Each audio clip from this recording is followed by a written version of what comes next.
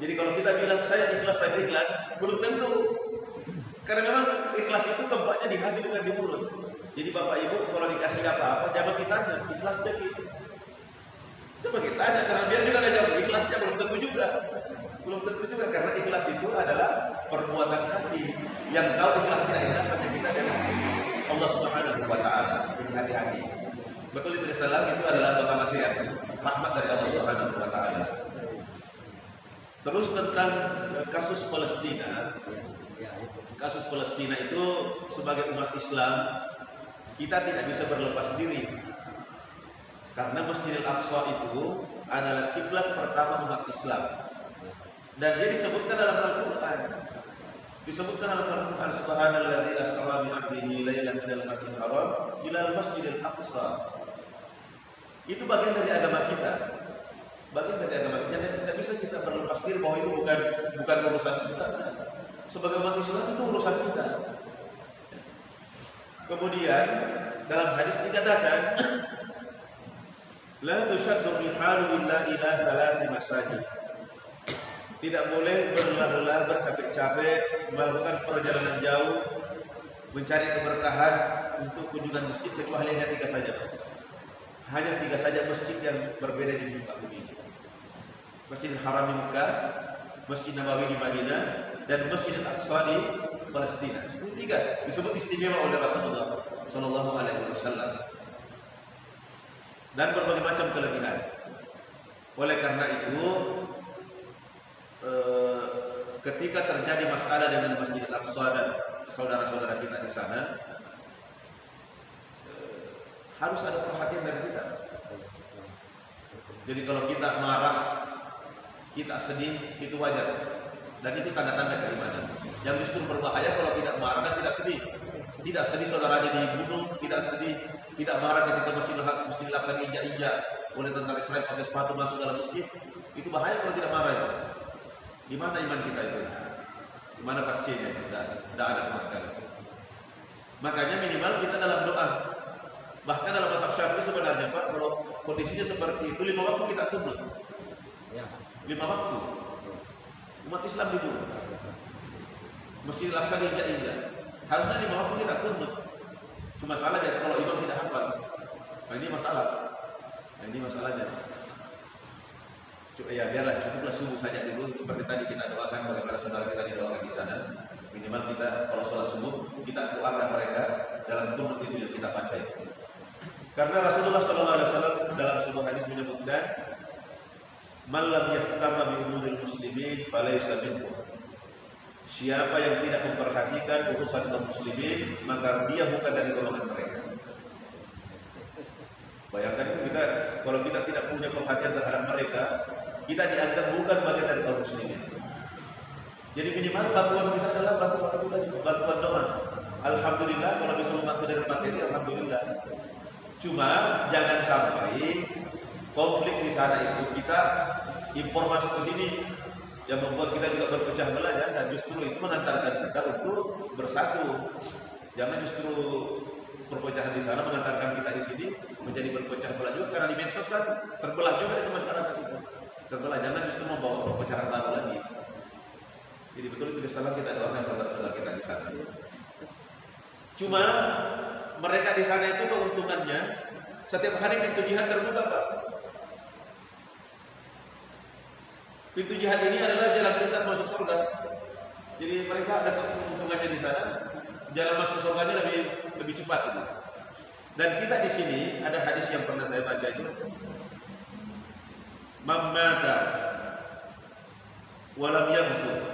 Barang siapa meninggal dunia dan selama hidupnya belum pernah pergi berperang membela agama Allah, walam yuhaddits bihi nafsu, dan tidak pernah punya niat untuk itu, mata ala nifaq, maka dia mati dalam kemunafikan. Jadi seorang muslim harus ada niat di hatinya siap mati syahid. Itu Pak. Jangan sampai ada ketakutan mati membela agama. Oh, itu bahaya. Jadi setiap muslim harus ada tertanam di hatinya siap mati membela agama. Hadisnya tadi, barang siapa yang mati dan belum pernah terjun ke medan perang membela agama Allah dan tidak pernah punya niat untuk itu, tidak pernah punya niat, maka dia mati dalam salah satu cabang kemunafikan. Jadi hati-hati dengan ini, hati kita ini. Jangan sampai takut mati membela agama Allah. Yang kedua tentang Lailatul Qadar tadi salam itu memang menjadi khilaf di kalangan ulama kita. Tapi saya sepakat bahwa tanda-tanda diterimanya amal seseorang itu adalah kebaikannya bertambah. Betul ya? Jadi kalau Ramadan dia rajin, di luar Ramadan rajin, tetap rajin, bahkan mungkin bertambah rajin. Oh berarti ini amal ibadahnya diterima karena kebaikan yang diterima itu melahirkan kebaikan baru. Saya ulangi, kebaikan yang diterima itu adalah melahirkan kebaikan baru. Dan tanda-tanda dari amal yang tidak diterima itu biasanya langsung stop. Jadi hati-hati gitu. Konsisten ini, konsisten. Tapi memang ini bukan pekerjaan ringan, ini pekerjaan berat. Dan nikmat tertinggi menurut Syekh Ibnu Athaillah dalam matematika adalah dianugerahkannya kepada kita sikap istiqamah. Mungkin Bapak Ibu sering mendengar cerita para wali yang sholat zuhur di sini, sebentar maghrib ada di Mekah, subuh ada lagi di sini, bisa berpindah dalam waktu yang cepat, atau jalan di atas air, berbagai macam kekeramatan. Tapi apa kata Syekh Ibnu Athaillah? Al-istiqamatu khairun min alfi karamah. Satu sikap istiqamah itu lebih baik dibandingkan 1000 kekeramatan. Kalau kita dengar cerita wali yang keramat-keramat itu luar biasa, Pak. Ternyata kekeramatan itu kata Syekh Ibnu Athaillah tidak ada apa-apa. Itu memang anugerah, nikmat. Tapi nikmat istiqamah lebih tinggi derajatnya. Kenapa? Kalau kekeramatan belum tentu mengantarkan masuk surga. Belum tentu. Itu kadang Allah berikan kekeramatan kepada seorang hamba seperti seorang orang tua memberi gula-gula kepada anak. Gula-gula supaya lebih dekat lagi. Jadi dikasih kelebihan supaya lebih dekat lagi dengan Allah. Tapi kalau sudah istiqamah sudah pasti dekat dengan Allah. Makanya Bapak Ibu, kalau Allah menganugerahkan kecintaan kepada agama, 5 waktu di masjid, melakukan kebaikan-kebaikan, itu harus lebih disyukuri dibandingkan nikmat materi. Karena itu tanda bahwa Allah mencintai Anda. Saya sudah pernah sampaikan hadisnya. Bahwa nikmat Allah itu ada 2. Ada nikmat dunia, ada nikmat akhirat. Nikmat dunia ini ya, diberikan kepada siapapun hambanya. Dicintai atau tidak dicintai, kalau nikmat dunia Allah kasih. Tapi ingat, wala yu'ti illa lima yuhib. Tapi nikmat agama tidak diberikan kecuali kepada hamba yang dicintainya saja. Dan nikmat agama yang termasuk tertinggi tadi adalah sikap istiqamah tadi, konsisten dalam kebaikan. Itu luar biasa nikmat itu. Jadi betul tidak salah, saya sepakat dengan itu. Soal waktunya Lailatul Qadar itu masing-masing pengalaman pribadi kita masih berbeda. Iya. Iya. Terus tentang tuntunan sholat Idul Fitri Idul Adha. Perlu saya sampaikan bahwa apa yang Bapak sampaikan tadi itu tidak membatalkan atau tidak mempengaruhi sah tidaknya sholat Idul Fitri itu. Karena itu hanya bagian dari sunnahnya saja. Jadi walaupun tidak dibaca sekalipun, tidak dilakukan sekalipun, tetap sah sholatnya. Yang inti itu adalah takbiratul ihramnya. Itu yang inti. Karena rukun sholat. Tapi takbir tambahan yang 7 kali dan 5 kali itu, walaupun tidak dilakukan sekalipun, sholatnya tetap sah. Apalagi bacaannya. Tetapi karena ini berpotensi menimbulkan perbedaan, maka harus diperjelas. Jadi cocok nih tadi. Jadi niat dulu, yang pertama niat dulu. Jadi takbir pertama itu takbiratul ihram. Jadi misalnya usolli sunat Idul Fitri rakaat ini ada makna Allahu Akbar. Nah, setelah itu baca doa iftitah. Doa iftitah ini hukumnya sunnah. Dibaca dapat pahala, tidak dibaca juga tidak apa-apa. Tapi lebih bagus dibaca karena namanya juga sunnah ya, dapat pahala dibaca. Kemudian setelah itu takbir tambahan 7 kali. Jadi takbir belum membaca subhanallah walhamdulillah, langsung takbir kembali Allahu Akbar, baru baca subhanallah walhamdulillah wala ilaha illallah wallahu akbar. Itulah yang berulang sampai 7 kali di rakaat pertama, 5 kali di rakaat kedua. Kalau di rakaat pertama takbiratul ihram tidak dihitung, di rakaat kedua takbir intiqal, takbir peralihan dari rakaat pertama ke rakaat kedua itu juga tidak dihitung. Jadi 5 kali itu, ya. Tapi itu bukan prinsip. Artinya dibaca juga tidak tidak dibaca atau tidak dibaca tidak membatalkan sholat yang kita lakukan. Karena itu bagian dari tambahan saja. Gitu Pak ya. Jadi cocok yang kita punya itu. Itu yang cocok. Jadi takbir dulu baru tasbih. Iya. Terus yang kedua tentang zakat mal.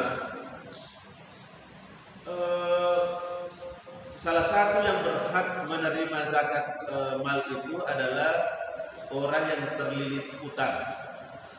Terlilit utang karena kebutuhan pokoknya atau karena urusan agamanya, bukan utang karena bisnis. Bukan karena bisnis. Dalam kasus PNS tadi yang terlilit utang, itu dari awal sudah salah. Karena menurut perhitungan kredit itu, utang itu maksimal 30% dari penghasilan. Itu cicilannya. Maksimal kalau mau lewat 40 lah. Karena kapan lewat dari itu pasti kesulitan. Biasanya yang membuat mereka sulit itu karena ada manipulasi data. Ada manipulasi data. Seandainya datanya benar, menurut perhitungan yang benar, itu kan sudah dihitung itu bahwa ini kebutuhan dasar kita segini, kebutuhan dasar. Jadi memang dari awalnya sudah salah. Saya sering mengatakan hindari hutang, hindari hutang. Kalau kau terpaksa harus berutang, pastikan 2 hal. 1, niat lurus untuk membayar. Niat lurus untuk membayar. Kapan niat sudah bengkok, ini yang biasa sulit membayar ini karena rezekinya dipersulit oleh Allah. Tapi kalau dia berutang karena terpaksa dan niatnya lurus membayar, itu dimudahkan rezekinya oleh Allah untuk membayar. Yang kedua, di samping niat, yang kedua ada perhitungan bahwa saya sanggup membayar ini. Ada hitung-hitungannya. Kalau memang secara hitungan memang tidak sanggup, jangan. Ini kita kadang karena mau hidup mewah atau nyaman, tapi justru mempersulit diri di belakang.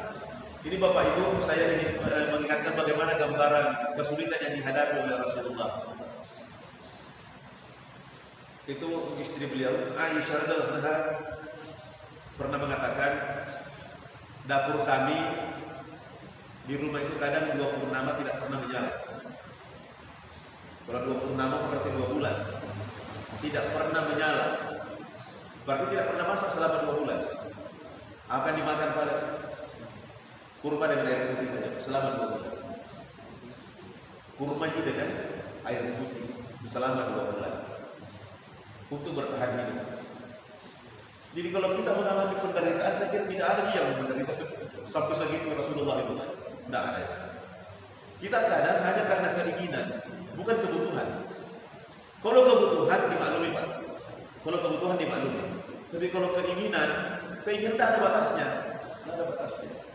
Jadi pastikan kalau mau ngambil kita, itu tadi 2 hal itu. Niatnya lurus, kemudian yang kedua, secara perhitungan memang kita sanggup untuk membayar. Ya. Jadi kalau kasusnya tadi itu, saya menganggap dia tidak berhak untuk dari masyarakat karena dari awal sudah ada yang tidak beres, sudah ada yang tidak beres. Itu harus dia berusaha untuk lepas dari situ. Iya. Iya. Ini menyangkut masalah Lailatul Qadar. Iya. Nah itu Lailatul Qadar kan setiap bulan yang artinya dalam bulan Ramadan pasti turun itu. Iya. Jadi kalau turun, semua orang yang beribadah di dalam tubuhnya itu, apakah memang semua itu diberikan pahala yang sama, artinya tambahan pahala dari ibadahnya itu, atau berkah dari ibadahnya itu? Artinya tidak tertentu hanya satu orang atau dua orang yang dikasih. Artinya apakah memang secara keseluruhan pada saat turunnya itu ada orang yang beribadah mendapatkan pahala yang besar? Jangan sampai karena ada pendapat bahwa hanya orang ini dapat, orang ini tidak dapat. Padahal satu sama dalam malam itu ada turun. Berarti semua yang beribadah dalam semua dapat. Apa itu?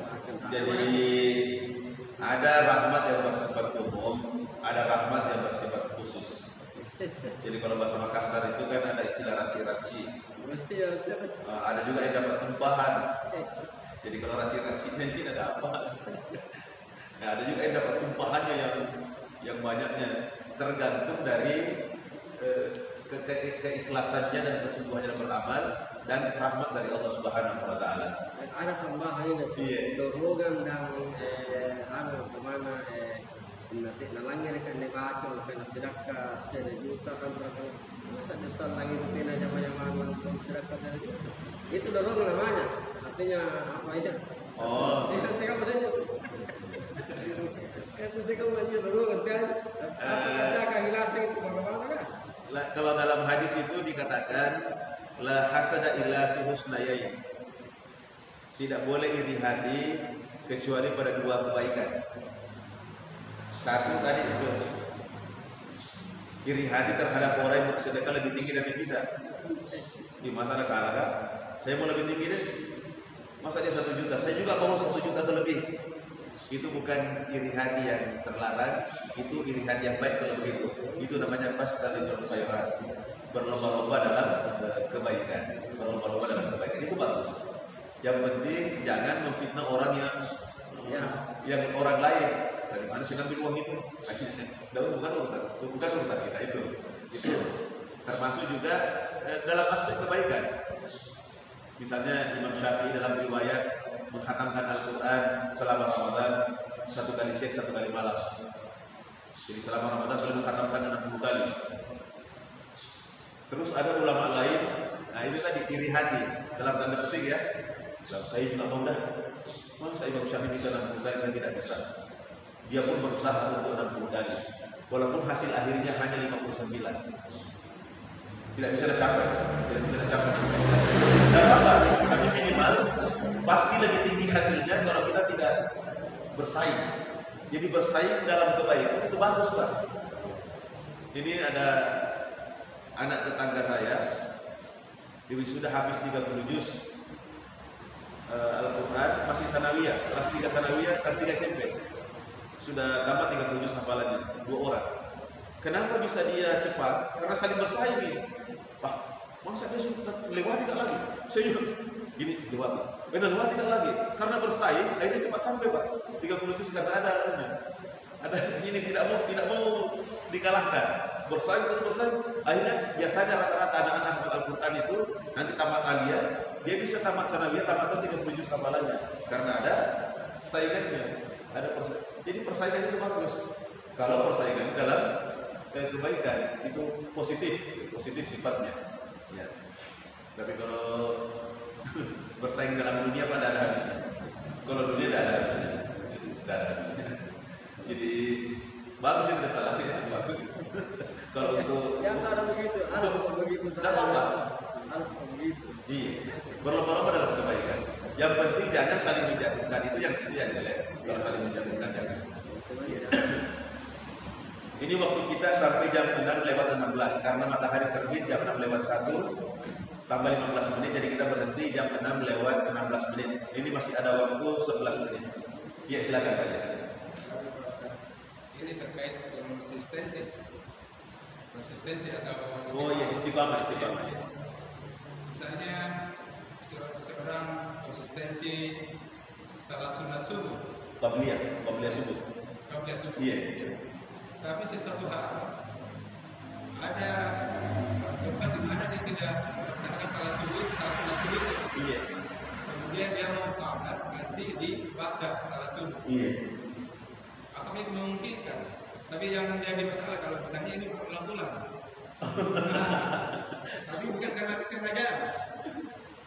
Oke. Ya, gimana itu, Ustaz? Iya.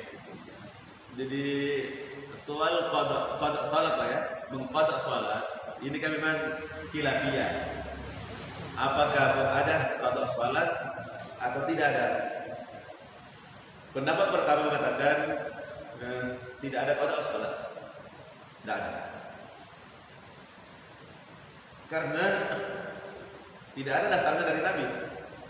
Tidak pernah ada perbuatan, tidak pernah ada ucapan bahwa boleh mengqada salat. Kalau qada puasa jelas. Kunna nu'maru bi qada'is shiyam wa la nu'maru bi qada'is shalah.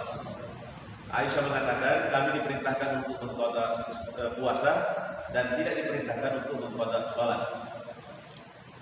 Nah, tapi ini menurut ulama kita kasusnya adalah kasus wanita haid, bukan secara umum. Pendapat kedua mengatakan ada qada salat. Ada. Terutama misalnya dulu sholat wajib dulu Pak ya, sholat wajib. Saya masih ingat dosen saya ketika saya tanya pertanyaan seperti ini, dia bilang begini. Ini dosen saya itu Dr. Satria Effendi, alumni Damaskus Suriah. Kalau saya pinjam uang 1 juta, terus saya janji bayar 1 minggu. Setelah 1 minggu saya tidak bayar, lewat 1 minggu. Apakah saya masih berkewajiban membayar utang atau tidak? Lewat waktunya. Saya bilang tetap bayar Ustaz, walaupun lewat waktunya. Kan namanya utang harus dibayar. Walaupun lewat waktu tetap harus dibayar. Dosen saya mengatakan, sholat itu adalah utang kepada Allah. Walaupun lewat waktunya tetap harus dibayar. Tetap harus dibayar. Jadi bukan berarti lewat waktunya terus tidak dibayar lagi, tetap dibayar. Itu kalau sholat wajib. Tapi pertanyaannya tadi ini adalah sholat sunnah, qabliyah subuh terutama karena qabliyah subuh ini nilainya sangat tinggi Pak. Ya. Khairun minad dunya wa ma fiha. Lebih baik dibandingkan dunia dengan segala isinya.